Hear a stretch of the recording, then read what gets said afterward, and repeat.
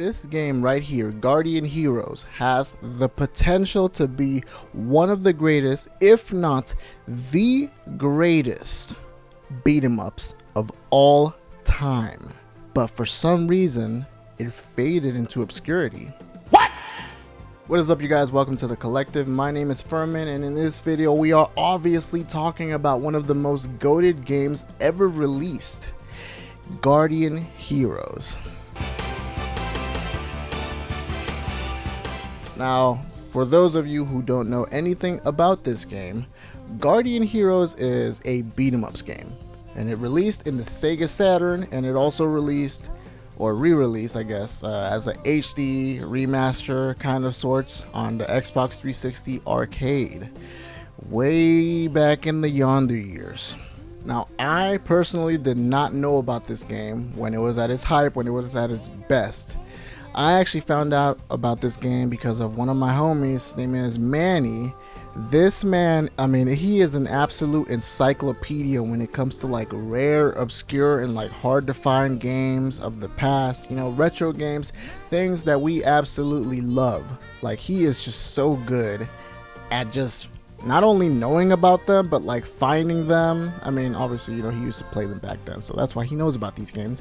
But the fact that he still remembers them and he still has these vivid memories about them is insane. So, you know, I was hanging out with Manny, and then one day he was basically telling me about this game, and I was like, wow, that sounds like kind of insane. And, you know, we looked it up because, you know, we got the Xbox Series X plugged in downstairs. So I looked it up, and literally it was still for sale. You could still buy this game, and it was $5, which was insane. So naturally I had to buy this game. Naturally. Now, as far as the story of this game goes, you know, we kind of skipped through this because you know, based off of what he told me, it's the weakest part of the game. But the story goes like this. A supreme being created the universe to find ultimate warriors to hire as its personal soldiers. A vicious battle was waged between the earth and sky spirits, renamed the Earthblood and the Skyborn in the Xbox 360 remix. So there's a little caveat there. The sky spirits bestowed incredible powers upon the humans, effectively making powerful wizards for their own gain. The human wizards joined the effort against the earth spirits, banishing them into the darkness. Soon after this was accomplished, the sky spirits grew fearful and jealous of the humans and banished them all into the darkness with the earth spirits. Mankind instead opted for a more physical approach to life, and the time of the sword began. Now it keeps on going further. You know, that actually does sound pretty interesting, I'm not gonna lie. I do think that is pretty interesting, but when you're playing the game, it just kind of drags on. It's not the best. But let's talk about the gameplay. So the reason why this game is absolutely unique, it is for two reasons, and these two reasons are incredible. Number one, you know, in normal beat 'em ups, you basically have commands like, you know, press square, square, square, square. You know, you push the punch button 4 times and it does a combo. You push the kick button 4 times and it does a combo. You know, that's usually as far as they go into it. But when it comes to this game, they have command inputs. Yes, I said that right, guys. They have command inputs. So you have moves like, you know, like the Shoryuken move, or like Hadouken, you know, those type of inputs. You can do those things and effectively do special moves and special abilities, which is just crazy. And it's not just a couple of them, it's a good amount for each character. This is insane, guys. This effectively makes this game so much bigger because of the fact that, one, it is difficult, so it is not an easy game, but two, it allows you to differentiate and play this game in such a unique way, because you can just adapt and, you know, learn certain combos. Like this one right here, I kept doing like the uppercut, and then I would go down and do the lightning thing. That was my favorite move, and I spammed the heck out of that. But, you know, when that stops working, you can switch up and do a completely different moveset. That is insane, guys. Insane. Like, I still cannot believe this. And number 2, the second and quite possibly, arguably, one of the most hyped things ever when it comes to a beat 'em ups game is that this game exists in 3 planes. Now, you know, most side-scrolling beat 'em up games, they play, you know, you go side to side, so you go left and right, and you know, there are some of them where you're stuck in that plane. You can only go left and right. There's some where you can go, you know, up and down a little bit, where it's more of like a long corridor. But this one exists in 3 planes, and you can jump around them. So like you can go and scoot back to the middle plane, and then you can fight people there, or you can jump back and forth. You know, you can really just do whatever you want when it comes to this game, and that is the uniqueness to it. And this is absolutely insane, guys. I have never seen any beat 'em up game that has something as unique as this. And yeah, I haven't really played that many of them, but you know, I don't think, like, I feel like I would have known about something like this if there was somebody else doing this. Now, that is one of the coolest things about this game, and this game also has multiplayer too. So there is a gigantic roster of characters that you can unlock, and most of them, they do look pretty cool. I'm not gonna lie, they look a little jank though, because you know, it is a Sega Saturn game, and while the Xbox 360 version did remaster it and made it look better, they are still a little jank. The multiplayer is absolutely chaotic, and I have no idea how to play this very well, other than the fact that it was just like, I was like, what is happening right now?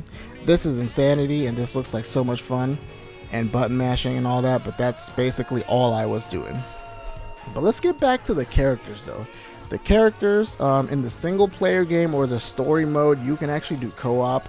So, you know, 2 of you can go on and face off with this gigantic slew of monsters and villains and all that kind of stuff, to the point where eventually you beat God. I think that's the end of the game. It's, you know, you gotta fight God as usual.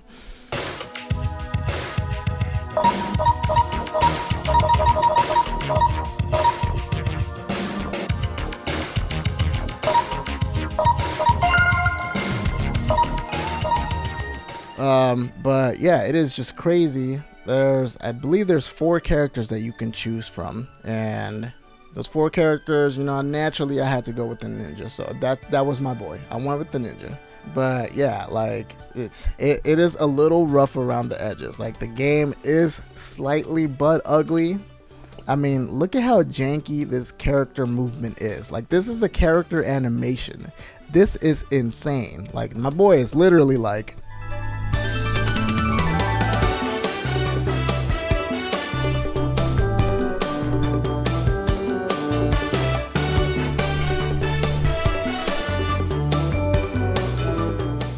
I was sitting there like, bruh, what is that? Bruh, what is happening here? This is insanity. But yeah, you know, we went through and we played through a round, and we got pretty far in it, but then we ended up losing just because I kind of sucked at the game, and you know, he was a little bit rusty. So yeah, it kind of ended, and I was like, man, I want to do another session of this. Like, this would be so cool. And you know, obviously we're gonna be doing that soon sometime, so we gotta figure out the time, man. Hopefully you watch this video and you're hearing me telling you that we need to play this game again. But yeah, Manny, come over. But yeah, this game is so incredibly awesome, and it is so cool. But it does have its downfalls, you know, the fact that it is ugly and it is really dated, and you know, it's obviously an Xbox 360 arcade game that kind of holds it back a little bit. But honestly, I think this would be the perfect time for this game to get a true remake. Like, artwork from the ground up, like, rebuild this game, give it massive replayability. Don't just make it co-op, make it, you know, 3-4 people that can play, you know, increase the chaos. I think this is a lost IP that is in need of rescuing. I mean, this would be the perfect time for this game. I mean, look at what's going on with all these indie games, you know. There's a lot of games that are hand-drawn like that, like Unicorn Overlord, that's one of them. And they didn't sponsor me. I'm not salty about that at all. Stop it. Get some help. There's so many games that are just stuck in these older consoles, and they are just collecting dust there and honestly being forgotten by people. Like, this is such a unique game, and I truly feel like this game would be insanely successful were it to come out now. Like, seriously, this game needs to be picked up. I don't know who owns it, Sega or whoever. Yeah, Treasure Company. I don't know who you are, but you need to drop this game. Come on, sell it to Sega or do something. Find yourself a publisher. Bring this game back. Seriously, Guardian Heroes. This game is absolutely goated, and it needs to come back. Like, come on, don't even play around with that anymore. I am telling you, it will sell like hotcakes, especially if you sell it for cheap. You know, you price it at 30 or 40 bucks. People are gonna hop on that. This game definitely has the potential to be the next like giant viral game, honestly, in my opinion, but you know, that's just me. Alright guys, that is the end of the video. Thank you guys so much for watching this, and as always guys, don't forget to like this video, share this video, and subscribe to my channel for more awesome content just like this. And if you guys knew about this game already, let me know in the comments. Let me know when was the first time you played it, whether you played it on the Sega Saturn or you played it on the Xbox 360. Let me know, because I definitely want to know. Alright guys, we will see you on the next video. Peace!